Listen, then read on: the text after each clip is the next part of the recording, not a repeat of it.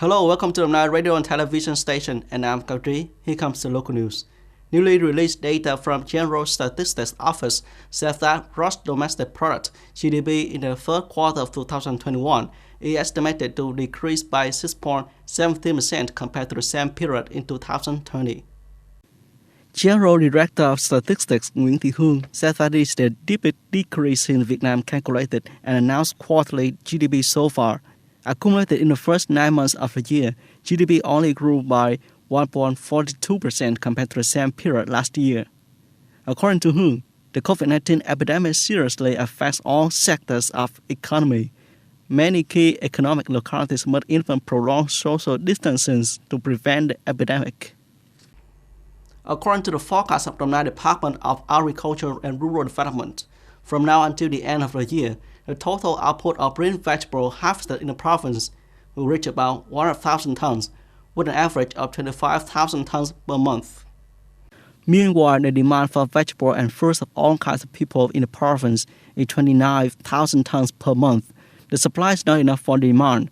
On average, the Domnai still has to import above 8,000 tons of tomatoes, cabbage, lettuce, pumpkin, etc. every month from other provinces and cities, and currently the main source of vegetable is imported from Long Dong province.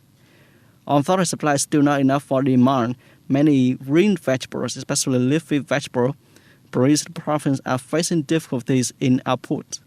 Currently, many areas of growing vegetables in harvest time face with inventory. Even vegetable areas to the harvest period are not purchased by the traders. Farmer has to uproot them to make food for animals. The price of vegetables fell sharply compared to the previous month. Specifically, the price of leafy vegetables sold in the garden is only from 4,000 to 5,000 Vietnam dong per kg.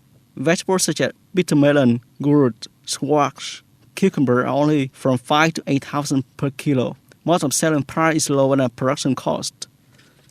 According to the information from Vietnam Social Insurance, about 13 million people will receive support from Unemployment Insurance Fund, of which 10.5 million workers in enterprises receive through bank accounts, with 13 million workers entitled to support from 1.8 to 3.3 million Vietnam dong.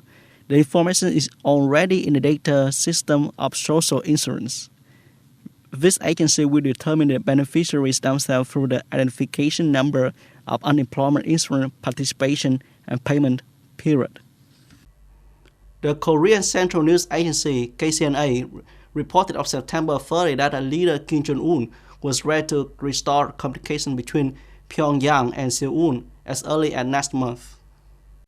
Speaking at the session of Supreme People's Assembly, Kim Jong-un said it was up to South Korea whether it would continue its 71-year-long stalemate relationship or choose to promote it. He said Pyongyang had no reason to provoke or hurt Seoul. However, Seoul should stop hostilities before seeking a declaration of an end to the war. After expressing goodwill for South Korea, Kim rejected the U.S. proposal for dialogue, calling it a cover-up of hostility toward North Korea. In response to the statement, a U.S. State Department spokesman affirmed the U.S. doesn't have a hostile policy toward North Korea. Algeria Foreign Ministry said on Tuesday it has summoned France's ambassador to Algeria to protest Paris' decision to reduce the number of visas issued to its citizens. According to the announcement, French ambassador at Algeria, François Goyet, said in a statement that he had received official protests from Algeria over Paris' regrettable actions. The move comes a day after France said it would sharply cut the number of visas issued to people from Algeria, Morocco, and Tunis for failing to accept illegal immigrants returned by France. French government spokesman Gabriel Attal said it was an unprecedented decision by the free country's refusal to take back citizens who cannot remain in France.